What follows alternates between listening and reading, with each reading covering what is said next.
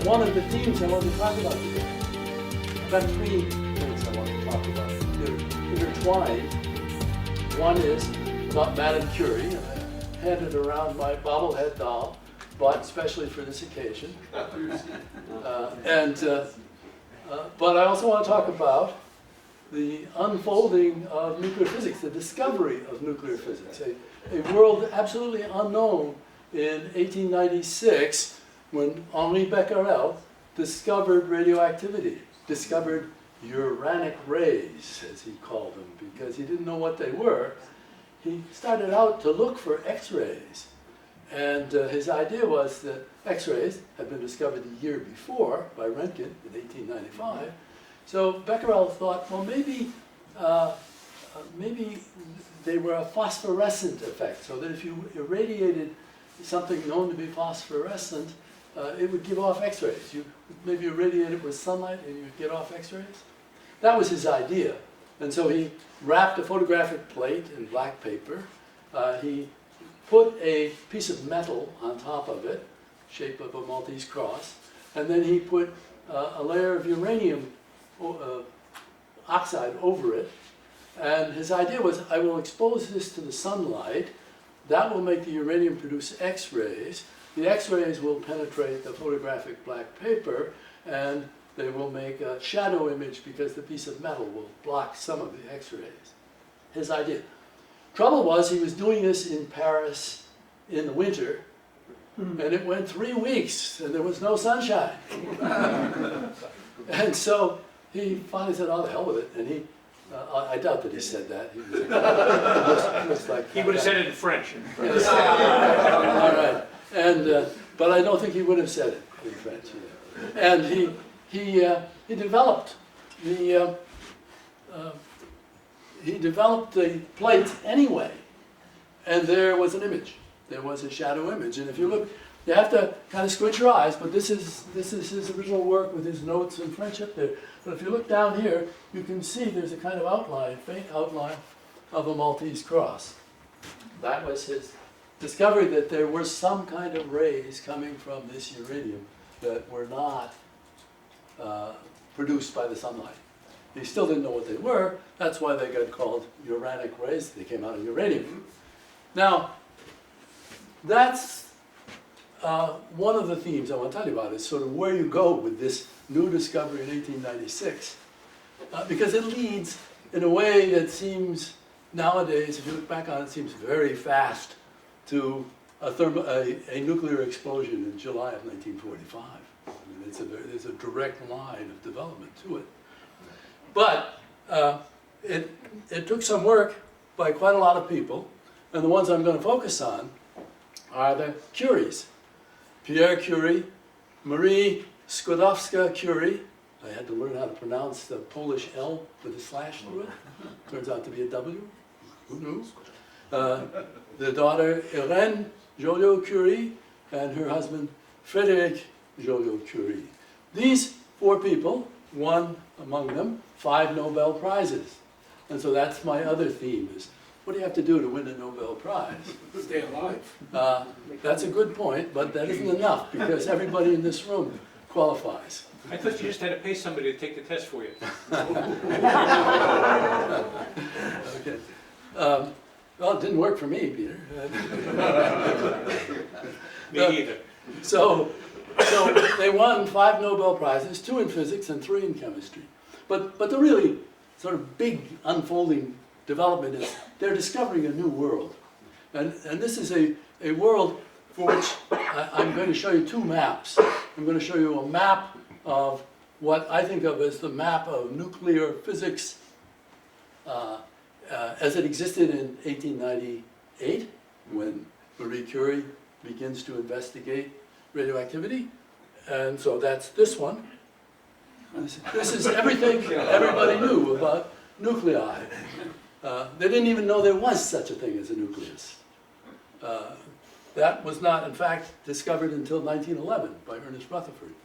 But today, this is the map we have of nuclear physics. You can't see this, and I don't intend you to read it refined, but there are something of the order of 4,000 little boxes there. Each of those boxes is a unique, identifiable nucleus. We call them nuclides. Each box is a nuclide. So they're about something in excess, what did I say, 4,000. Something in excess of 4,000 nuclides known today. Every one of those things is an investigation in its own right. The kind of gray line that you see going up the middle, those are the ones that occur naturally. Those are the ones that are out there in the world. Everything else is made in laboratories with accelerators from bomb products. But that's a vast unfolding. It's an amazing unfolding of our understanding of the material world that goes on in those decades. Charlie, before you leave that, how does that relate to what we all know as the periodic table? It's quite a different animal.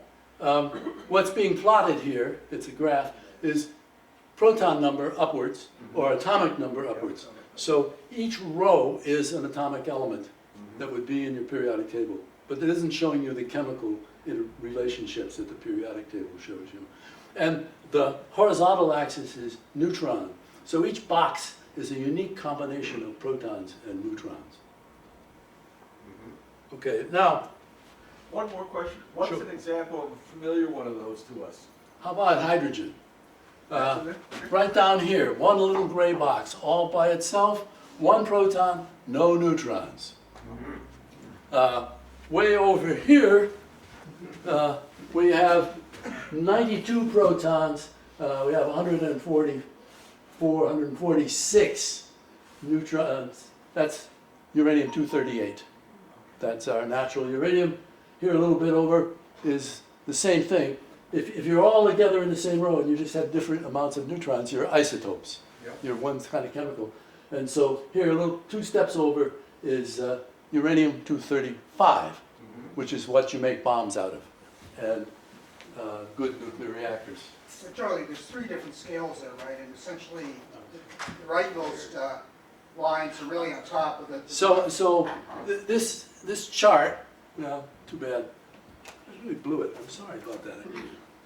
Your Yeah. finger works. Your finger Yeah, works. yeah, anyway. These are, it's been cut into 3 segments, Mitch. You're absolutely right. It's Harry said it there.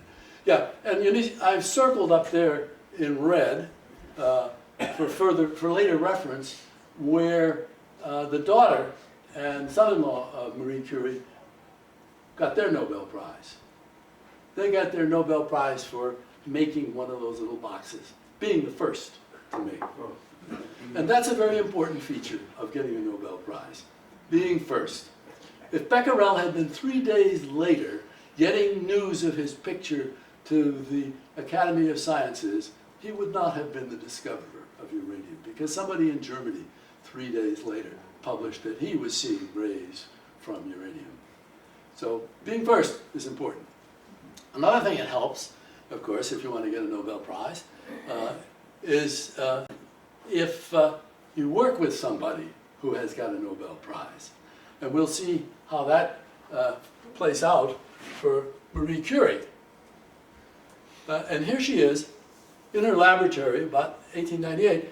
And I can tell you kind of briefly what it is she does that gets her a Nobel Prize. Interestingly, there was not an immediate flurry of interest in radioactivity as there was when Röntgen discovered X-rays. I mean, people saw immediately the medical uses of X-rays, and so there was a lot of press. So the subject was being left kind of untouched. She needed a thesis, and she thought she would do it with Becquerel, so Becquerel becomes essentially her thesis advisor. So it's very good to, if you want a Nobel Prize, to have your thesis advisor be a Nobel Prize winner. Of course, in this case, they win it together. They share the 1903 Nobel Prize in physics.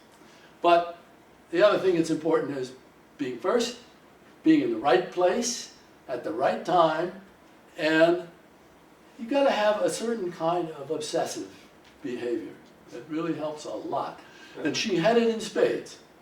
She grew up in Poland. She's the daughter of a middle school physics and mathematics teacher. If you're a woman, that turns out to be very helpful too, because you were being excluded from all kinds of educational options at the higher level. But if your father was a teacher, he might teach you a few things. And so that she had the advantage of too. The other thing, the other kind of obstacle she had to overcome was she was growing up in Russian-occupied Poland, because there was no Poland. Poland had been divided at the end of the 18th century into 3 parts and partitioned out amongst Austria, Prussia, and Russia. She grew up in the Russian province of Poland, where there was an intense program of Russification. You're requiring your students to do all their work in Russian. Polish would get you in a lot of trouble if you spoke it. There was a kind of underground schooling that went on in order to be allowed to speak Polish. I mean, people had to meet by night, and advanced subjects would be taught there too. And so that was your best hope of getting it. She was one of a family of 3 girls and a boy. These were tough times. The father did all right, but he kept getting diminished in his economic status by the Russians because he was a known Polish nationalist. They knew he was sneaking Polish into his courses and other evil behavior. And so they would move him from being the principal of the school to being a lesser official to being finally not much of a teacher, not much of a school at all, and less money. The family had to take in lodgers to make do. One of the lodgers brought typhus into the family, and one of the sisters died very young, typhus from a lodger. The mother died of tuberculosis when Marie was 10. And Marie's older sister, Branya, wanted to be a doctor. Well, the only way she could possibly be a doctor is to go to France, where she could go to medical school. She could not, that was not going to happen in Poland. So they made a pact. She and her sister, she at that time Maria, she changed it to Marie when she went to France, but at that time Maria Skłodowska agreed that she would go and work and make money to support her older sister while her older sister studied medicine in Paris. And then they would swap roles, and sister would support Maria. 8 years she had to be what's effectively an au pair, a kind of low-grade au pair, house servant. And then she got together enough money, and never having been out of Poland, got on a train, 4th class. 4th class meant you had to carry your own sitting stool with you to sit on in the train to Paris. For several years of really quite miserable existence, the classic living in a garret, unheated garret, on a 5th floor walk-up. She had to sleep with all her clothes on to get through the winter, and still it was pretty miserable. Not enough food. It was a rotten time. She said she loved it because she could study at last. She had got there. She was clearly a bright woman. That was established with gold medals in the Russian-dominated school system in Poland. She was not a slouch. But here, on her own, in Paris, she was able to advance, and in a matter of 2 or 3 years, she got her licence, a degree in physics, #1 in the class. And she went on, rather rare thing, and got a licence in mathematics, #2 in the class. So she was very well established. Now, the other thing that you need if you're going to get a Nobel Prize, as I said already, is you need a mentor. You need, and if you look, if the mentor is a husband, and the husband is really supportive, that's enormously helpful to get you advanced. And in 1893, she met Pierre Curie. And he had already decided, he was a very idealistic person, he'd already decided he was not going to get married, he was going to devote his life to science. It was a kind of idealized version of science, as we would understand it today. But she agreed, absolutely. She thought that was absolutely the wonderful thing to do. And she too wanted to do that, devote her life to science. And this kind of meeting of minds, they realized they both had very similar interests and wanted to go along the same path, brought them together. And she had planned to go back to Poland, take her education, go back and serve the Polish people, oppressed Polish people, and she changed her mind. She did go back. He wrote her letters saying, you know, you can't do that. You have to come back here. We have to work together. We have to do really good science together. And so you had this kind of compatibility that led to their marriage. I think it's 1895. They're married, and at that time, by this time, she has become Marie instead of Maria, and now she's Marie Skłodowska Curie. And from now on, she's pretty much, most of the time, with a notable exception, Madame Curie. They set up a laboratory. Now, the other thing is, I say, it's great to be in the right place at the right time. So she's right time, and radioactivity has just been discovered. She takes it as a thesis topic, in part, she says, because I don't have to do any background research. I don't have to write any papers, you know. There aren't any. And the other thing is, nobody had yet got a quantitative measure of radioactivity. You understood that something was, rays were coming out, they were blackening a plate, a photographic plate, when it was developed. It was also understood that they ionized the air. Well, ionizing air is a device that has a consequence which is very nice, and I can't show it to you because you're too far away, and I can't hold it and show it to you at the same time.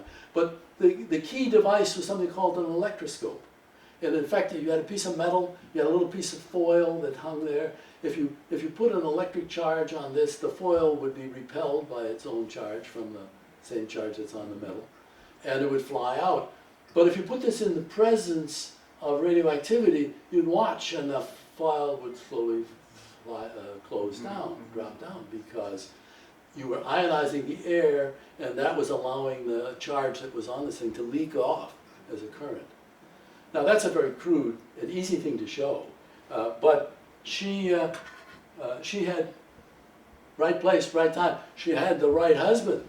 This is Pierre Curie, who in 1880, with his brother Jacques, had discovered piezoelectricity.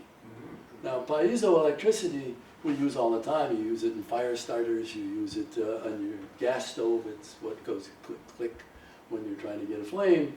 You use it in cigarette lighters and things like that. And so, and he had developed from that an instrument of remarkable sensitivity for measuring small amounts of charge, and if you're clever, small amounts of electric current. How small? Trillionths of an ampere, picoamperes. He could measure, in those days, a few tenths of a picoampere. This was, we can't do much better today. You know, we use fancy electronic stuff. But he had a technique that could measure fairly reliable 2/10 of an ampere, a picoampere, a trillionth, as they say. And she's actually sitting here, and I'll show you in a minute a diagram, but she's sitting here, it's kind of a cool piece of device. In her left hand, the one facing us out, she's got a stopwatch. In her right hand, she's holding a weight on a scale. And you see her, she's looking at this scale that's running across in front of her eyes. That's got a little spot of light on it. And what she's doing is she's gently lifting the weight to keep that spot of light in the same space while she's timing how long before lifting the weight no longer will keep the spot there. This is hand-eye coordination of a high degree. And the reason she's doing these things is shown here. This is the kind of diagram of the setup. You can see here, this is an ionization chamber where you put your radioactive materials, and you put a voltage across here, and there will be a current flow because of the radioactivity is ionizing the gas, which is the atmosphere, inside the chamber. But over here, you put a piezo crystal, the kind of thing that Pierre and his brother Jacques had discovered, produces electric charge when you stress it. Piezoelectricity refers to the fact that there are crystals that when you put pressure on them, they will have a charge separation inside. And so what she's done here is there's a weight hanging off that, which stresses the crystal enough to produce a charge difference, which goes up there. And now what you're going to do is you're going to balance the charge there with the charge on the plates. And as the plate is going to discharge, you're lifting that weight by hand to, and you see there's a mirror up there. That's a quadrant electrometer. That's a kind of fancy version of what I just was showing you here, much fancier. And the spot of light goes out to the scale on the right. And so she's watching that, she's timing it with one hand, and she's lifting the weight with the other. And she's getting measurements of 2/10, 3/10, maybe 1 picoampere. And those are measures of how active the radioactive sample is. So it's good to have a husband who has invented this instrument. It's really good to figure out that you can use it for this purpose, and amazing to be able to do it, which is what makes her first discoveries happen. Because she looks at uranium. First thing that she learns about uranium is it does not make any difference what compounds of uranium you use. It does not make any difference what the temperature of the uranium is. The only thing that makes a difference is how many uranium atoms are present. They can be metal, they can be uranium oxide, they can be all kinds of things. So this is a new idea, that there's something going on down in the atom, because up to this time, atoms are basically hard spheres. Hard spheres with maybe little hooks so that they can make molecules, but there's nothing, nobody knows anything about the inside of an atom. And something is going on here that looks like it's atomic and only atomic. Today we say, well, it's nuclear, but that's a little different story. That took a while yet. So that's her perception that's going on. But then she discovers if you take the ore from which uranium is extracted, and uranium is a commercial product because you use it for yellow glazes. And you can even today buy dishes that if you put a Geiger counter on them, they'll go click, click, click because they've got uranium in them. Anyway, she finds these, she got the uranium, she finds the ore is much more radioactive than the metal itself. You have the ore, and you know how many uranium atoms are in it because people are refining it as a commercial product. And yet, she's seeing things that are 3 to 5 times more radioactive than the actual metal substance itself. Well, what do you think? You know, there's something else in that ore that we don't know about. Furthermore, she does this, she discovers thorium is also radioactive the way uranium is. So there are 2 natural sources of radioactivity that she can measure. And again, here's again the importance of being first. She was not first on the thorium. She missed by about a week and a half. Somebody else was first. Some guys in Germany were first on the thorium thing. But she was first to realize something funny is going on here because the ores are more radioactive than the purified substances. And so let's find out what that's about. And by 1898, she knew that she had 2 different radioactive substances that were not uranium. One, which she had found by looking at polonium, looking at thorium ores, she called polonium. She said, there's got to be a new element. Because I've measured a whole lot of different elements, and there's no radioactivity anywhere except in the thorium ores and the uranium ores. And we've never seen anything like this kind of radioactivity. It has to be a new element. That's a fairly bold statement. And she says, it has to be a new element, and I'm going to call it polonium because of my native land. And then she looks down the other substance. She sees that if you do a chemical separation, this thing that she calls polonium goes out with the bismuth, and if you do a chemical separation, the barium stays in solution, and so does radium, the thing that she decides she's going to call radium. So she's got 2 new elements discovered by their radioactivity properties. New idea, very exciting. And that's really what she gets the Nobel Prize for. So she, in 1903, she and her husband and Becquerel share Nobel Prize for their work on radioactivity. She almost doesn't get it because Pierre actually is quite a respectable physicist. He's done values of electricity, he's done things in magnetic work. If you know, there's a thing called the Curie temperature where magnetism goes away after you get too hot. That's named for him because he discovered that.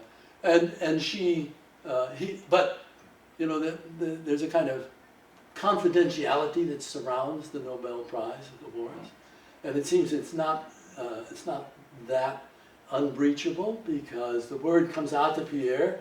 It was just possible, you know, this year he might get a Nobel Prize. And he's saying, well, you know, if it's possible, you damn well better give it, again, he wouldn't have said that, to Marie Curie, you know, or you're doing a big injustice. And they say, I've read this story somewhere, they say, oh, well, we can't do that, she's not been nominated. You know, you can't give a prize to somebody who hasn't been nominated for the prize. That's kind of, but it turned out she had been nominated the year before.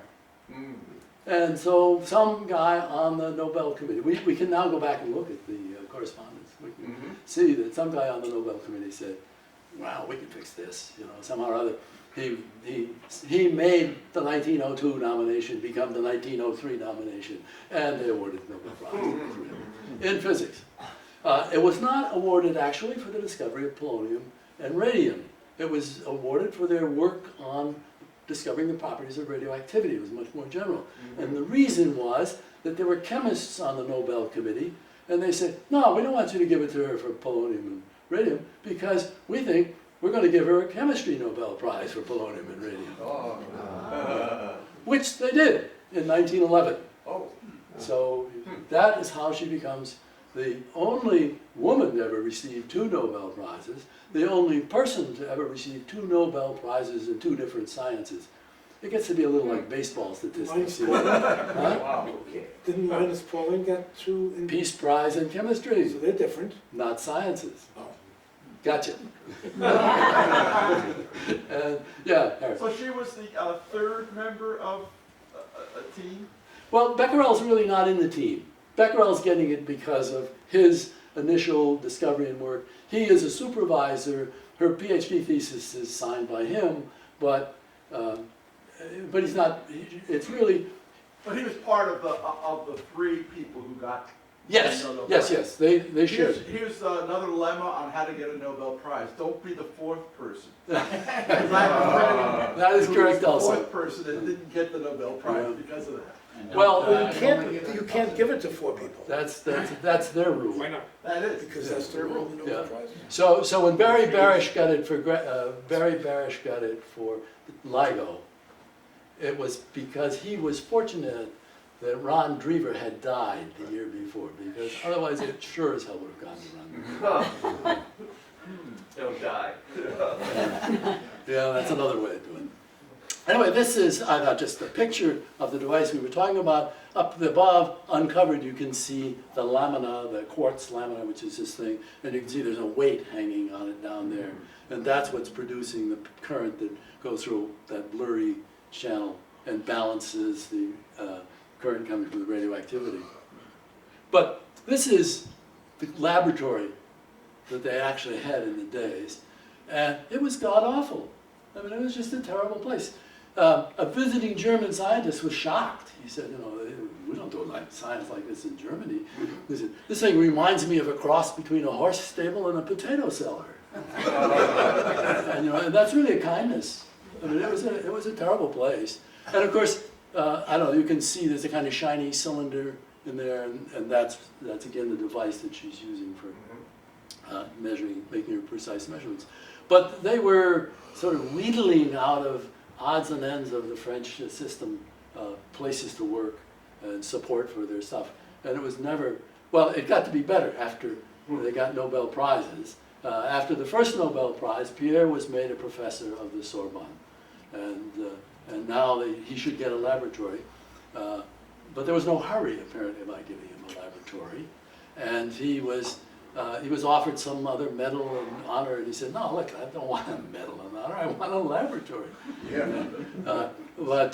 And then in 1906, sort of major tragedy, Pierre is killed in an automobile accident. Not an automobile accident, he's run over by a horse-drawn goods wagon, skull crushed, dies instantly on a rainy Paris street, leaving Marie Curie a single mother of 2 children, because her oldest daughter, Irene, was born in 1897.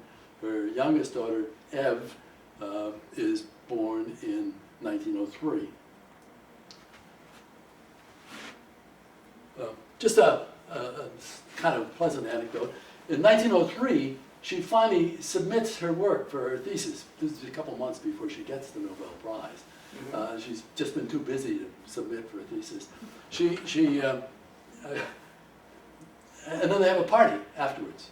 And it just happens that Ernest Rutherford, who was one of the major figures in the unfolding of the story that I'm going to tell you, that I'm trying to tell you, is present. It just happens that he's in Paris. He's been working in McGill in Canada, and he's visiting. And so he goes to the after thesis party. And he says he said it was just really remarkable because they were all out in the backyard in the dark, and they bring out these little bowls of glowing radium chloride. He said he holds up in his hands a tube of radium chloride that's got a little zinc sulfide in it, which enhances the glow a lot. And he says it was really eerie, quite wonderful. He says, but I noticed that Pierre's hands were cracked and scarred and very sore. And that's another part of the story. Let's see.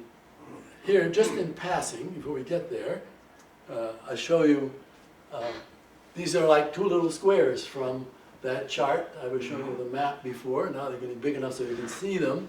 The one circled up to the right is radium-226. That's the radium that she discovered. It has. It has a half-life of about 1,600 years. So it's got a half-life that's long enough so she's able to chemically separate it out. And so between 1903 and 1908, her major research task is to make pure radium metal, which she successfully does. And it's a terrible job because you think, oh, chemists, you think you're working like this. No, they've got a ton of pitch blende, and they're going down to 1/10 of a gram of radium metal out of that ore. And it's hotter. I mean, it's radioactive as the dickens, and it's, dangerously so. They don't know that. There's another thing which, at first, they think they're producing accessory radiation somehow. They notice that if you put a radioactive sample near something, that something becomes radioactive. And so this will bring us back to the story later, but it's figured out by Rutherford mainly, that in fact the radium is producing radon gas, and the radon gas has a half-life of almost 4 days, but it wafts around and gets on stuff, and then it radioactive decays into something else that's radioactive, and so now you think, oh, I got radioactivity over here. Well, you do, but it's because you just blew it across the room and pasted it on the substance. There's a story in the literature somewhere, Pierre talking kind of wryly about what you might if you say, oh geez, I spilled a glass of milk in the kitchen. And he talks about having an ampoule of radium chloride and having it explode and blow all over the laboratory. Well, too bad. And that laboratory that you saw before, that's a very contaminated laboratory. It has now been decontaminated and made into a museum. You can visit it in Paris. Probably safer to visit it online, but anyway, they have this. Oh yeah, and you can also go to that museum and you can look at Marie Curie's papers from the archives. But you have to wear protective clothing, and you have to sign a liability waiver, and then they will bring out the lead-lined box and open it up and take her papers out and let you look at them. Wow. So, 1,600 years, that's pretty short compared to uranium's 4.5 billion year lifetime, but it's a long time for us. Anyway, the discovery of radium became a media sensation. These people became international figures for discovering radium. Radium was quite wonderful. It drove her nuts. I mean, she did not like the media stuff. But it was the time, we think of the media being very interventionist, the paparazzi and all that today. Well, in 1903, we had just come into the age of newspaper journalism, yellow journalism, and they got on this. And they made a big heroine out of her, the selfless woman who devotes her, sacrifices her health to science. Oh my gosh, it's wonderful stuff. And here's a caricature of them. You do notice that it is Pierre who's holding the glowing torch, I think. And she has got her hand on the shoulder as the supportive woman in the background. We're not violating the customs of the day here in this picture. But as I say, I told you before that there was radium all over the place. They did experiments on themselves. This is probably not a very visible picture at the bottom, but they, right away, as we know, doctors wanted to use it for medical treatment. Big deal. And, but here he's saying, in certain cases, their action can be dangerous. This is Pierre writing, if one leaves a wooden or cardboard box containing a small glass ampoule with several centigrams of a radium salt in one's pocket for a few hours, one will feel absolutely nothing. But 15 days afterwards, a redness will appear on the epidermis, and then a sore, which will be very difficult to heal. Now, how do you suppose he knows that?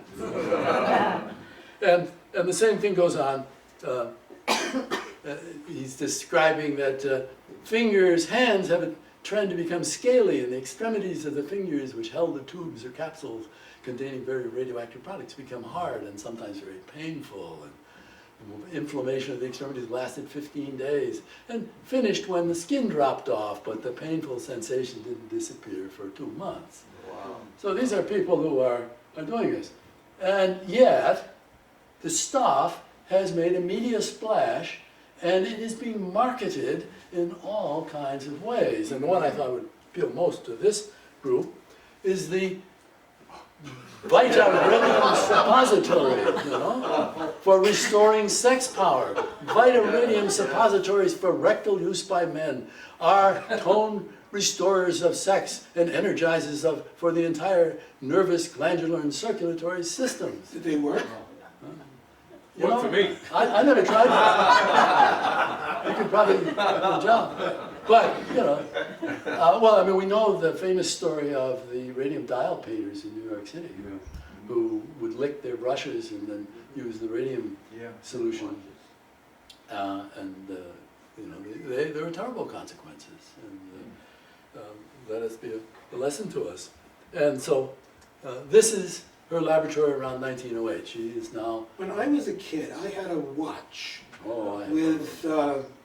on the second hand and our hand, there was a little greenish dot. And I never thought about it until just now, but that may have been radium. It absolutely was.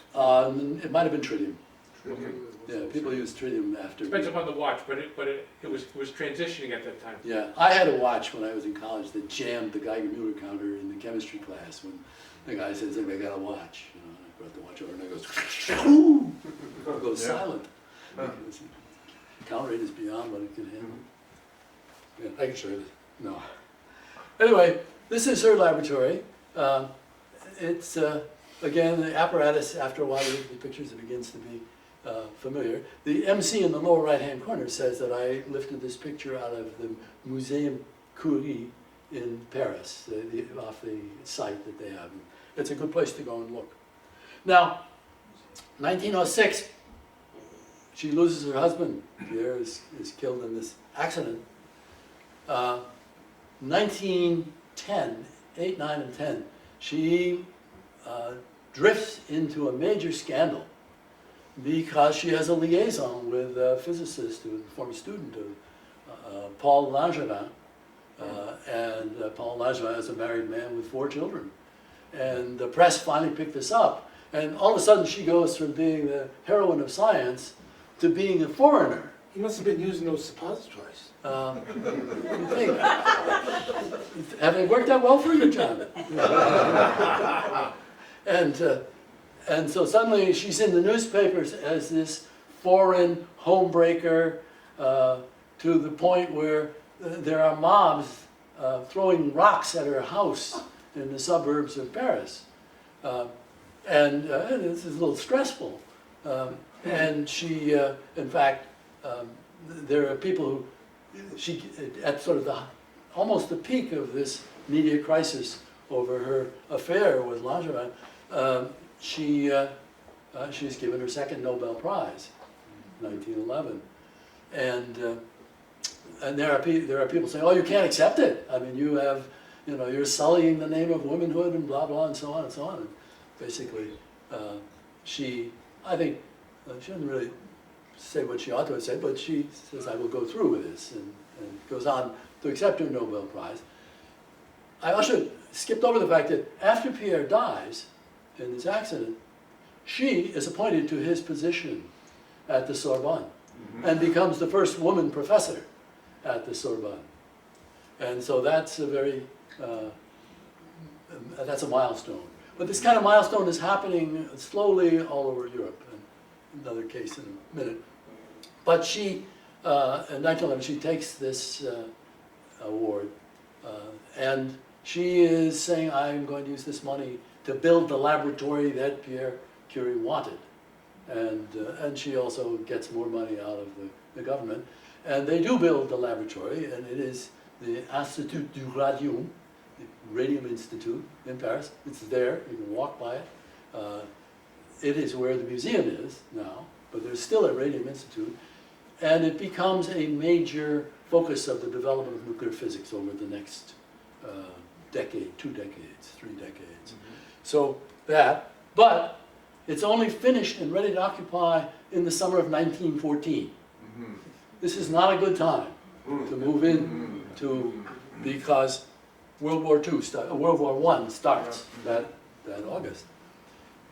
Now she does something completely different. She is seen here in a wagon that has been fitted out to be a mobile X-ray unit. She goes to the authorities and says, look, you've got to treat these people with X-rays. I mean, you've got broken bones, you've got shrapnel, you've got bullets in people's bodies, you want to know where they are. You've got to have X-rays at the front or near to the front. And they're kind of dippy about it, but she has the kind of force of character to make it happen. She raises the money, she establishes 200 stationary X-ray stations out near the front, and she has designed and built 20 mobile units that are driven, and then she has to train the people to use it. She has to learn to use it herself. She hasn't done X-rays before. She's never driven a car. She has to learn how to drive. She has to do all this stuff, which she does with the kind of determination that's very characteristic of her.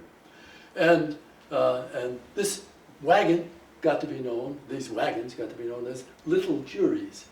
I suppose they were petite Curie, but anyway, and there she is sitting in one. And it's not only she who's involved, but her daughter.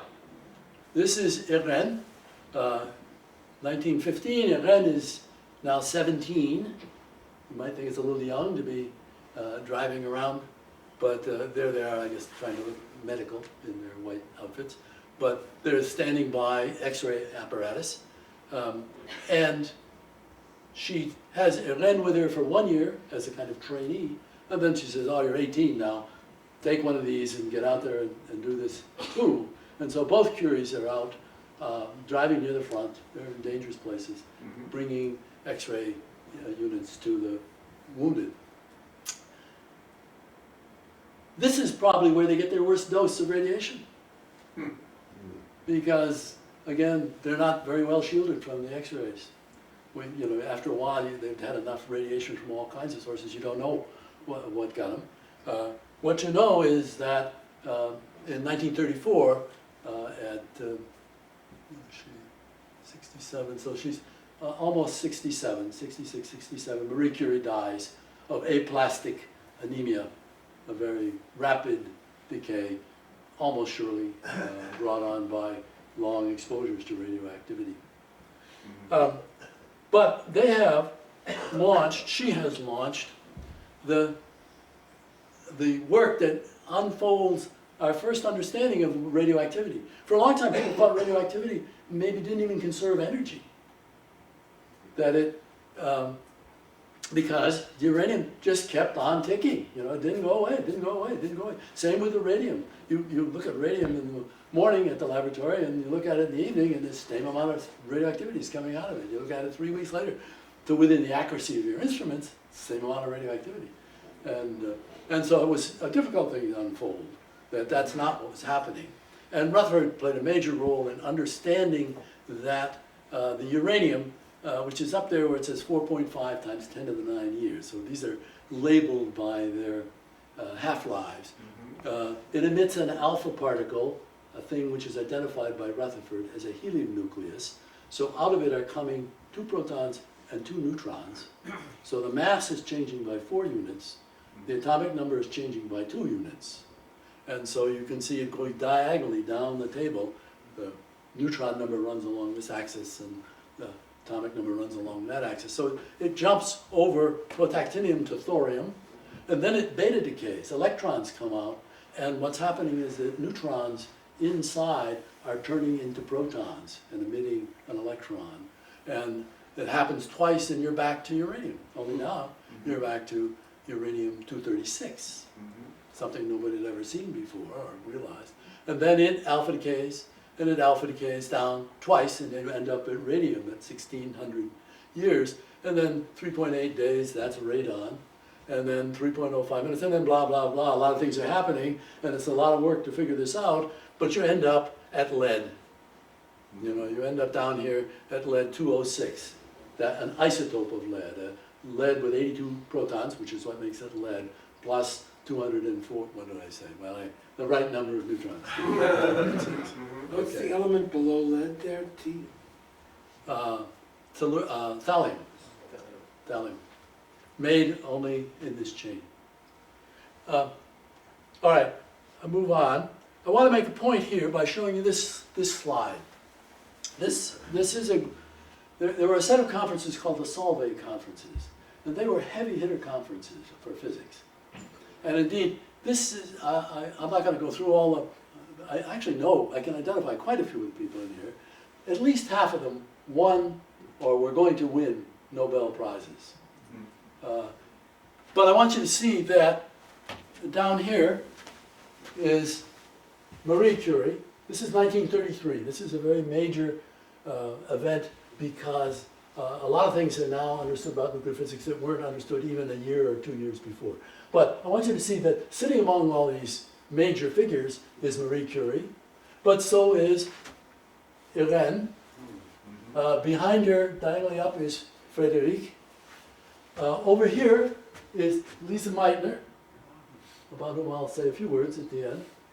And then, you know, there's Niels Bohr, there's Erwin Schrödinger, there's Kramers, there's E.O. Lawrence, Lawrence at Lawrence Livermore Laboratory, Chadwick, who has just discovered the neutron, Pauli. They're just, Fermi's in that picture too. I mean, it's an amazing group of people who have met. But I want to make the point that the 3 women are there. They are recognized, they are known to be major players in what's going on. It's not, I mean, there are all kinds of discrimination that women suffered to get educated in those days.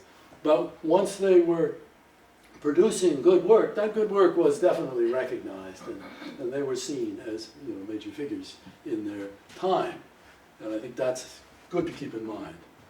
Now, I have here Irene, and I have her mother. Here's a picture of Marie in the middle, Irene on the left, my left, your left too, yeah, and Eve Curie on the right. Now, here's a lesson, I think, for us all. Eve was not interested in science. She wrote, she played the piano, she was interested in art, she was a very talented young woman. And you could actually give them another Nobel Prize because she married the guy who was head of UNICEF when UNICEF was given the Nobel Peace Prize. So we could include that, we could make that a 6th prize, but that's all right. But she doesn't need that. And she wrote a biography of her mother. Her mother dies in 1934. She writes a biography published about 1937. It's a beautiful thing.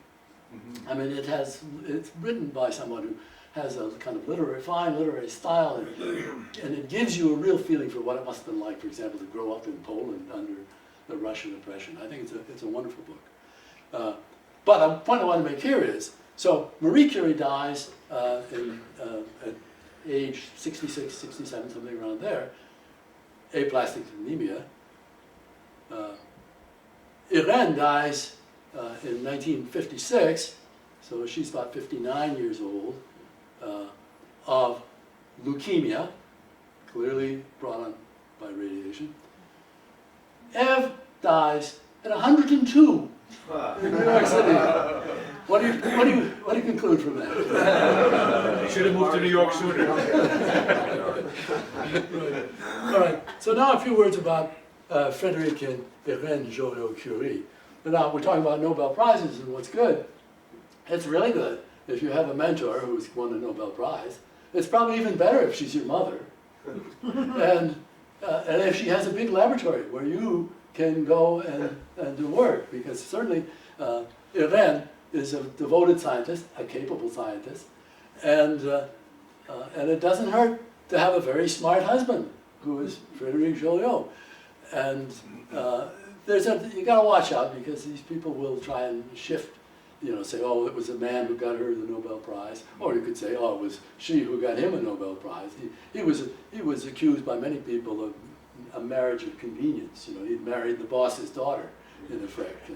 But I don't think any of that is true. I mean, I think they were in love with each other, very different personalities. But they were both powerfully committed to a kind of socialist idealism.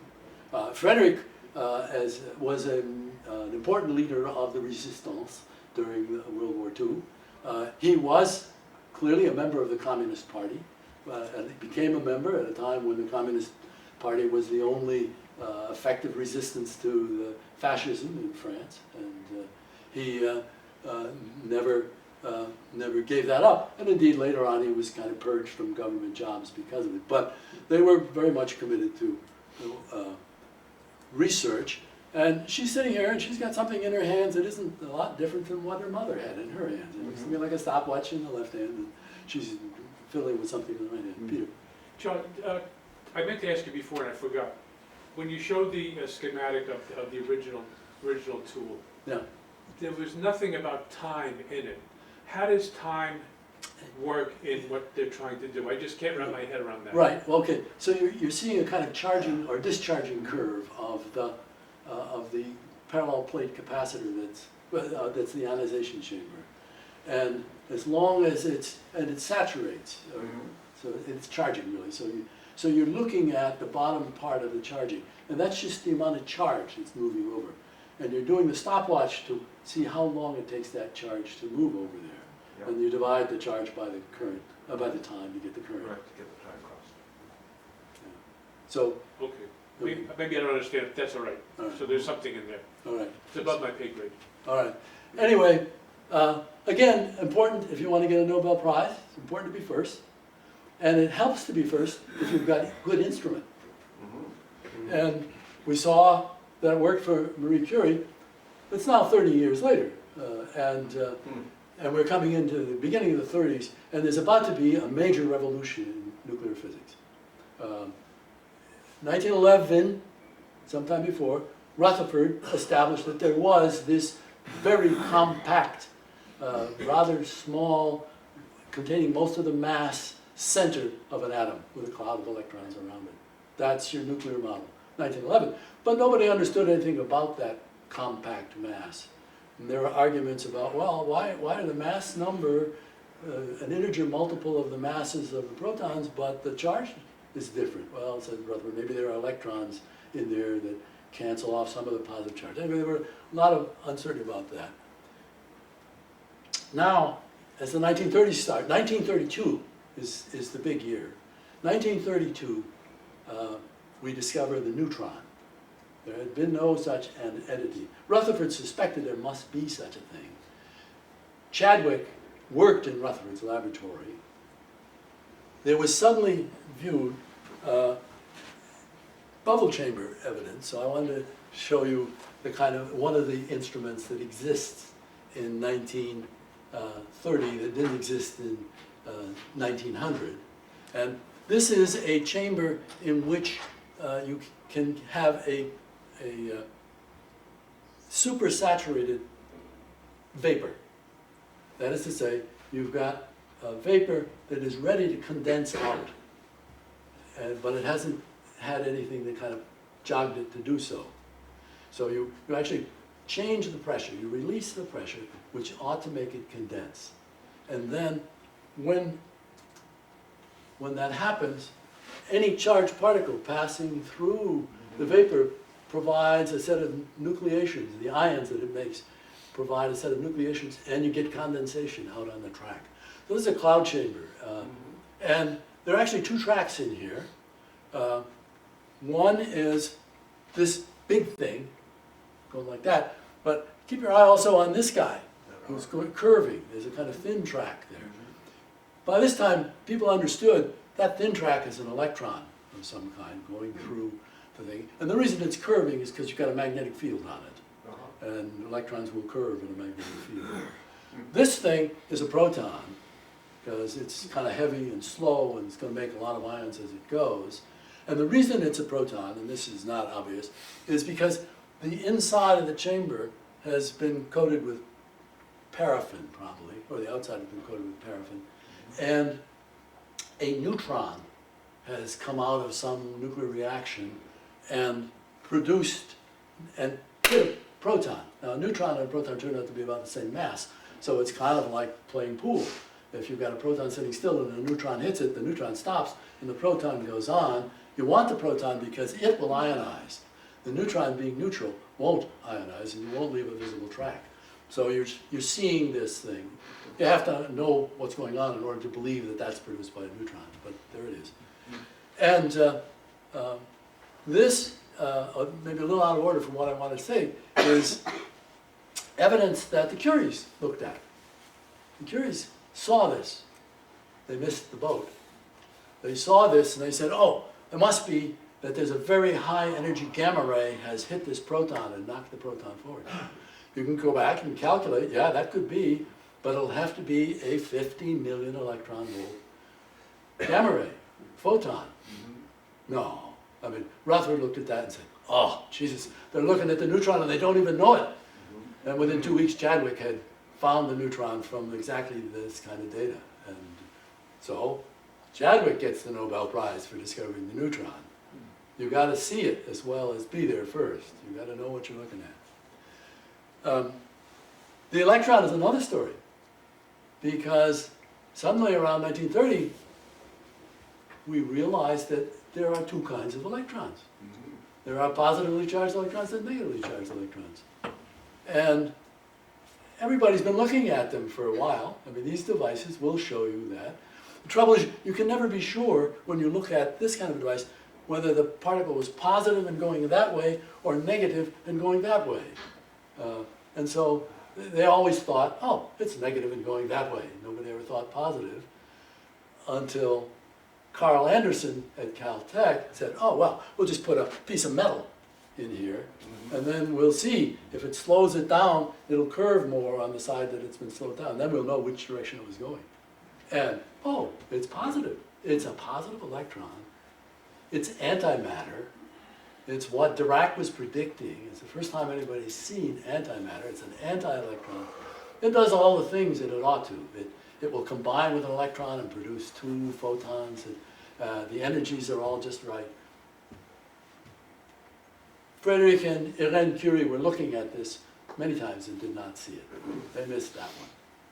Yeah? Looks like there's another trace on the lower right-hand side that curves up to. You mean this thing around here? 5 o'clock. No, around 5 o'clock. 5 o'clock. Oh, yeah, yeah. Yeah, I see that. Yeah. Good. We'll give you a job as a scanner. I wanted to know Nobel where. Prize. Yeah. That's the opposite polarity. All right. And here's another. All right. You still, I said, Nobel Prize, you got to be in the right place, the right time, have the right tools. And so here is one of the right tools that they had. This is another cloud chamber picture. And they have up on the wall of the cloud chamber, they have a small sample of polonium, the stuff that Marie Curie discovered. And it emits alpha particles of a fairly high energy, 138-day half-life. But boy, look at them, aren't they beautiful? They all just come out, and they all go exactly the same distance, and they all stop. The alpha particles coming out of polonium come out with only one energy. And that's what they all stop. That's why they all stop at the same place. They use up all their energy there. Electrons don't do that. Electrons come out with a whole bunch of energies, and that's very puzzling. And I'm going to leave that one for another time. But here you are in the laboratory of Marie Curie with the most polonium that anybody in the world has. You can make a polonium source, and you can use its alpha particles to bombard stuff. And then you need one other thing. You need a Geiger counter. And the Geiger counter has now been invented in 1928, brought to a high state of operational efficacy. And in this, you have a cylinder. So this is sort of a cut through a cylinder. There's a gas inside, low pressure maybe. There's a thin mica window. They're shown bulging in because there's lower pressure inside than outside. And there's a metal rod that comes down through the middle, through an insulator, and you have the voltage between the metal rod in the inside and the wall of the chamber. So now if a charged particle comes in and makes an ionization track, there's a path for that voltage to suddenly give a burst of current, basically a spark. And kabam, it goes out. And so you'll suddenly see a pulse, and you send it out to an amplifier, and you can make it go click, click, click, or you can make it actually run a register and count. You can now count individual particles coming from nuclei.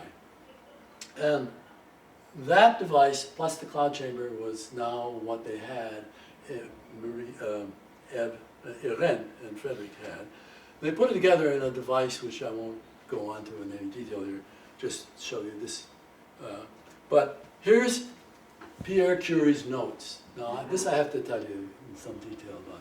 Here's his notes on the day, because here's what he's noticed. You have your Geiger counter, you have aluminum, you have a polonium source. So the polonium alphas are coming and they're hitting the aluminum source, and they're knocking out neutrons and electrons, positrons. So he's seeing that. You see this happening in the Geiger counter. And then he says, well, suppose I move my source back a ways. Well, alpha particles stop very quickly. They're easily stopped by air. So if you move back a little ways, the alpha particles stop. There are no neutrons. But the electrons keep coming. Furthermore, these are not negative electrons. These are positive electrons. These are positrons. And so they realize, after a little bit, that they have discovered artificial radioactivity. It is the first time anybody has made something artificially, man-made radioactivity. And that's the story here. He says, I see what's going on. The aluminum picks up an alpha particle and becomes phosphorus. And you can do the numbers in the right. Phosphorus plus a neutron. And then the phosphorus just sits there for a while and suddenly gives off a positive electron and turns into silicon, which is stable. And so they have made radioactive phosphorus. They have made the first one of those little squares on the nuclide chart that's off to the side of the colored stuff, that stuff that occurs in nature. So that is why, and that's just me writing this out again. Pierre writes a paper, just so you know how scientific paper looks before it gets into publication. It looks a lot like this. I've written papers like that all the time. And so this is why they get the 1935 Nobel Prize. They have got it for radioactivity. Did they do chemistry to find the phosphorus and silicon? They did. That's a good point, good question. They did very nice chemistry to separate out the phosphorus and show that the radioactivity went with it, got more intense as you concentrated. It was beautifully done. Yeah. So here's a little coda to what I've been telling you about. This is Otto Hahn and Lise Meitner. She was one of the three women in the picture of the Solheim. And this is a wonderful story, but I've gone long enough and I can't, I don't want to tell you the whole story. But she is Austrian. She comes through all the difficulties of a woman to get educated. She goes to Germany right around 1900, and her mentor is Max Planck. This is a good mentor to have in physics. But she teams up. He gets her sort of it's usual kind of crappy jobs that the women get in those days. I mean, non-paid job in a back room somewhere. She's grateful. And then the laws in Germany change about 1910, and she gets her own laboratory. But early on, she's working with Otto Hahn, and so it's Lise Meitner. Now Hahn is a very good chemist. He's worked with Rutherford. He does radiochemistry. He does a lot of these things. She is a good physicist. You get a little bit of the physics-chemistry tension, which I'm not going to elaborate on. But she and he work together very well. She's rather shy. She's very self-contained. But they have a very productive relationship as scientists. She, by the middle of the 20s, after the Weimar Republic, post-World War I, she now has her own laboratory. She is a recognized scientist. And Hahn has his. The trouble is, of course, that the Nazis come to power in 1933. She is Jewish. She's Austrian. 1933, they take her laboratory away from her, but she has an Austrian passport, so she's kind of safe to stay in Germany. She stays in Germany until 1938. That's Anschluss. That is when Germany takes over Austria, and suddenly she's a German citizen. And now she is not safe. And so she hangs around perhaps almost too long, and then in a very tense and exciting way, they smuggle her across the border into Holland. And then she goes from there to Copenhagen, to Niels Bohr, and then finally to Sweden. She's basically in exile in Sweden by 1938, 39.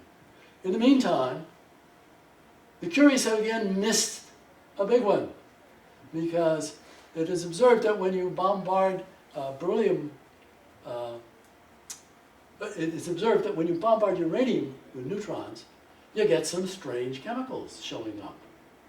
And everybody has always got firmly in mind, okay, you add neutrons to uranium, you're going to go up the chart. You're going to go to the next row up, the next little box, add another one. You can go up maybe several. Hahn is doing chemistry on this. There's a lot of back and forth all around the nuclear physics community. Hahn is doing chemistry on this, and he's saying, it looks like barium. Can't be barium. Barium is crazy. Can't be barium. Does more experiments. Damn, it's barium. Can't be barium.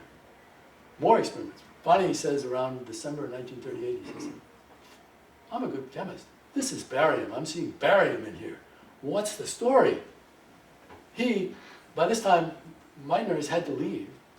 She's now in exile in Sweden. But it's a wonderful world in a way. They have daily correspondence. It takes 24 hours for a letter, a postal letter, to go from Germany to Sweden. And I don't know, can we even come close these days? But she's getting all these letters about this. I keep looking at this. He says, finally says, I'm going to publish this. I'm going to publish that this is barium. Can you tell me why? Christmas, 1938, she meets with her nephew, Otto Frisch, who has been working in Copenhagen, and they go for a walk. Famous walk.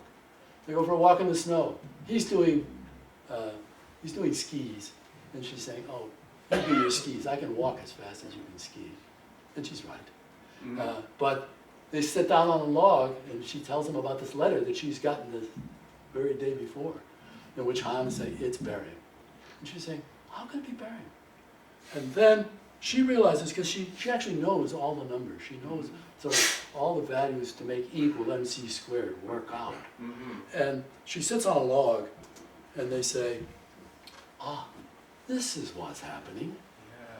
You're adding a neutron to uranium, and it's breaking in half. And if you do the numbers, the energy is fantastic.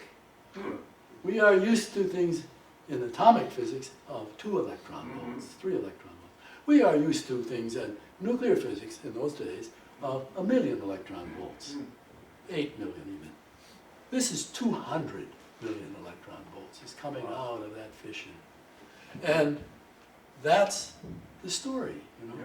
And it turns out another reason nobody had seen it was it makes a pulse so big that your Geiger tube doesn't respond. You have to change the voltages of the amplification, and when you put them down, you know, sort of within a week all over the world, everybody could see this. So the Frederick and Irene had been looking at it and didn't recognize it. And this is kind of where I want to end my talk, because this was known by January of 1939. By July 1945, we were detonating our first nuclear weapon in Los Alamos, in Alamo, New Mexico. That's a pretty incredible story and all on its own. What's the KR on the left? What Krypton. Krypton. Oh. Yeah, so it I breaks won the into. Nobel Prize for that. I thought it was just Superman. So here's who won the Nobel Prize for that. Otto Hahn won the Nobel Prize for that. In 1944, which is kind of an interesting idea because there's a war on, but Sweden is neutral in that war. They're neutral, but they're a little gingerly about how they handle the Germans. And Lise Meitner gets nothing. Lise Meitner is the physicist who worked on the early stuff. They worked together. She is the physicist who understood why he was getting the result he got. I mean, you can make a strong case that he should have got it just because of the courage of overriding the mental preconception that they all had, that you can't break a nucleus in half. That's crazy. Well, it's not crazy, you know, and that's the other thing. But as a kind of just passage, within a few months, Frederick Joyo had established that when you get a fission, you get out an average of 2.5 neutrons. You get out 2.5 neutrons, you can make them make more fissions, and you can make those fissions make yet more fissions, and you've got a chain reaction. You can now build a nuclear reactor. 1942, first self-sustaining nuclear reactor under the football stands at the University of Chicago. And so this is the new world. So they call it a chain reaction? When they first discovered it, were they able to predict the chain reaction? There were several people all around the world doing that. It sort of instantaneously, once they saw that? Yeah, once people knew, well, in a way, Leo Szilard, a very eminent physicist, had already in the 1920s or maybe the early 30s, had already He predicted it? He predicted that if you could get a chain reaction, if you could get the right number of neutrons, you could have a chain reaction, yeah. And as I recall, he even had a patent on the idea. So I don't know how that worked out. Okay, you got U-235 there, I mean, that's the. Well, I got ahead of the game. Nobody knew that it was U-235 the first day. But she intuited, although U-238 is the common isotope. It's really Niels Bohr who saw that. See, they were, that is just contemporary knowledge that I put up there. They did not know that it was in fact U-235 that was fissioning under the action of a slow neutron. But Niels Bohr said it can't be U-238 because the energetics would be wrong. But oh my goodness, it must be U-235. Yeah. He and John Wheeler saw that. And that's why the Manhattan Project had to separate this very small, less than 1% component of U-235 from natural uranium-238. But you're saying that Lise Meitner knew the numbers. So how did she? She knew. Basically, I can almost do this myself in the sense that what you realize is, first of all, you've got 92 protons in there. Protons are positively charged. They're repelling each other with enormous intensity because they're very close together. So something is holding them together. So physicists, being what they are, say, oh, we just discovered the strong nuclear force. It's the thing that holds things together. But there was a model called the liquid drop model that Niels Bohr had proposed. And you suddenly realize, well, geez, if the liquid drop ever even got extended a little bit, so it started to neck, the protons in this side and the protons in that side would be strong enough so that the nuclear force, which is very short range, wouldn't be able to hold them together anymore. Boom. And you can do a very simple calculation with Coulomb's law of what amount of energy is going to be released when these two bodies of protons are thrown apart. And it's a couple hundred MeV. It's right in the money. So that's all she had to do. She didn't have to know the details. Right. Actually, the details would get in the way. Maybe, yeah. Anyway, Depends on her brain. so I see I've got two of these here. Why do I have two of these here? Oh yeah, well this is right. So we end here with Curies get a Nobel Prize for finding radioactive forest, where that phosphorus, where that red circle is. Curies get prize for early discovery of radium and polonium.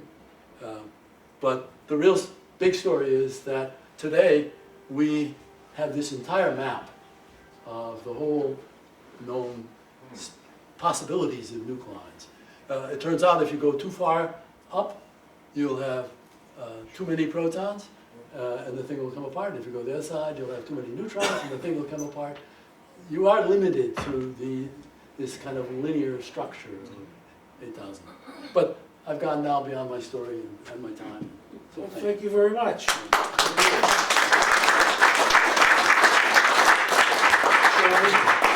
Adolf Frisch at MIT, a professor at MIT. I don't think so. No, let's see, where was he? He was at Manchester. I had a Frisch physicist professor at MIT. But it may not have been Otto. Well, they visit, you gotta watch out these guys. Yeah. No, Otto Frisch, the nephew, went home and wrote the paper that was published. F-R-I-S-C-H? F-R-I-S-C-H. Yeah, Peter. Just because I'm ignorant of this stuff, the chain reaction starts. Today we understand something called a controlled chain reaction. We have these control rods that dampen the reaction and do all this stuff so it sustains and lasts for a long time. Was that concept known initially, or the original chain reaction just went on and on and on and on and on? No. I mean, Enrico Fermi is the one who did this, and it's a very smart man. So the kind of reactions we're talking about run off slow neutrons. The fissions produce fast neutrons. So you got to have something in there that slows down neutrons. Turns out water is just great. All right, so it slows them down. Now, if you've got enough neutrons, the reaction will run. If you've got enough neutrons, it will run away. So you put in rods of cadmium, because cadmium turns out to have a very large absorption cross-section, as we say. Anyway, they love to sop up neutrons. And so, in fact, a running nuclear reactor has these rods that are kind of going up and down, They're going in a little bit to absorb some more because it's starting to run away, and they're coming out because it's starting to run down. And so there's a kind of mechanical vibration going on of the control rods all the while you're doing this. And they're designed so that if something goes wrong, the whole control rod goes slam down into it, sopping up all the neutrons and stopping the reaction entirely. But Fermi, 1942, was already using cadmium rods in this. All right, so they were contemporaneous discoveries, if you will, to understand that it would sop it Yeah, up. well, in a way, that's nuclear engineering. The physicists were doing technology. It's just an extraordinary story because 42 is the first one, and then they go out to Hanford, and they build 3 huge reactors. Nobody's ever tried to scale a thing up before. They just do it because that's how you're going to make your plutonium.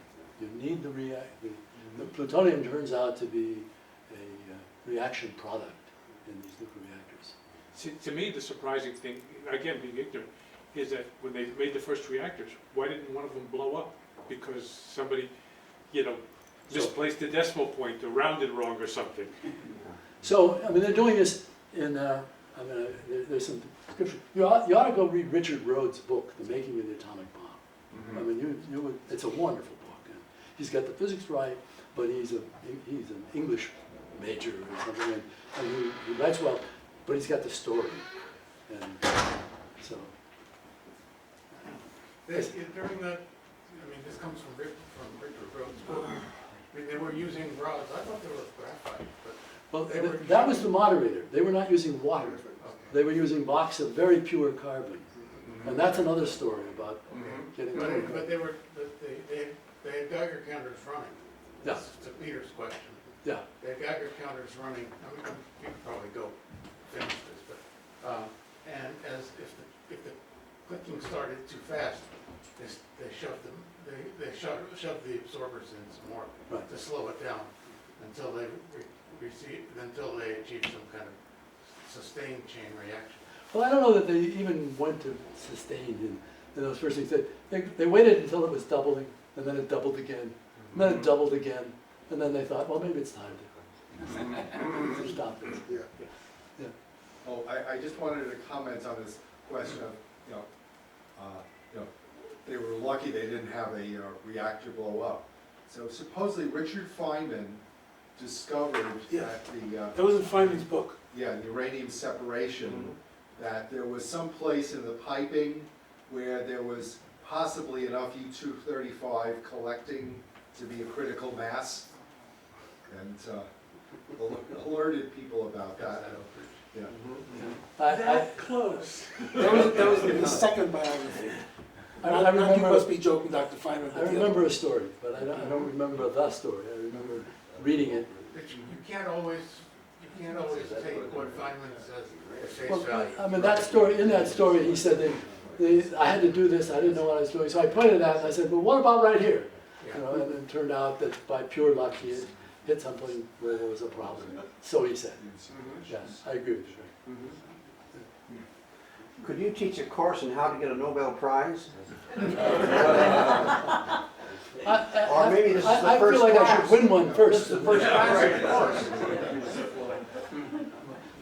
You have to marry well. I think that's true for both parties. Okay. Are there possibilities of other elements that we haven't been able to make yet, or Any Do other we- elements? are there possibilities, or do we know that anything outside of this range is unstable? No, we're still making new elements.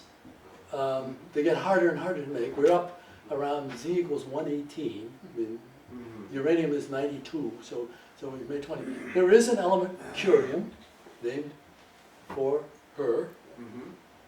There is a radiation dosage element, or radiation activity element, Curie, named for him. She named it for him. Okay. There is also an element, Meitnerium, which is up around 109, 110, something like that. But these, you saw how very distinctive the alpha particle energy is, how they comes out. So when you get up to these big ones, you take a big accelerator, you just smash something large into something else large, and you sort of look at what's coming out, and you look at the alpha particles. And if you see an alpha particle coming out with an energy that you haven't seen before, you say, oh, that's got to be something from an element I haven't seen before. You've got to do a little better than that. But then you can have your argument over who gets to name it. But you know, there's all these things, Rutherfordium. Well, americium is real. We make it and use it. But once you get up above 100 or so, the lifetimes get to be microseconds, milliseconds, very short. It's hard to make more than a few atoms. So when Berkeley says we have found a new element, the chances are good that they've found 4 atoms of a new element. So this chart is the known limit of nuclear possibilities, if you will. See, I never go home. I never leave home. My chart. So anything that goes above the chart on the right or further to the right on that chart, Yeah. theoretically, as for our knowledge today, can't exist? No. I've got to be careful about that. So here, Because the chart really is just a diagonal line, if you will. that's right. That's it. It's called trilinear because they've cut it in 3 pieces. All right. But down here, you can see. The people in the back can't see, you may want to use I the can't. drug top. All right. Yeah, Yeah, the screen is better. I'm just so proud to own this. you should be. All right. Yeah, so, well, this isn't that much better, I mean, the numbers are bigger on the left. This is 109, Z equal 109. Right. Well, there's more up there now. So- This is from 1988, this picture. So it's possible to keep extending up there as our knowledge increases? It gets harder and harder. I mean, there are large accelerators devoted solely to trying to produce a few of these things. further up. And the half-life of those things get down into Yeah. nanoseconds, Uh, microseconds? Microseconds, certainly. Yeah. And there's some nuclear theory, which is not trustworthy, that if you go higher up, there might be what are called islands of stability, where things will have a surprisingly long lifetime for where they are. Maybe even minutes, something enormous. And that's one of the motives for people to keep going, to see if these theories work and if you can find this stuff. I saw some years ago the kind of dream, physicists have. Why, I could make a nuclear weapon about the size of a pen. And it would be so fissile it would go off, and blow everybody to smithereens. It's the Chinese proverb, be careful what you wish for. Yeah. Any more questions? Good job, thank you. Someone once said, biology is slang, chemistry smells, and physics doesn't work. There we go.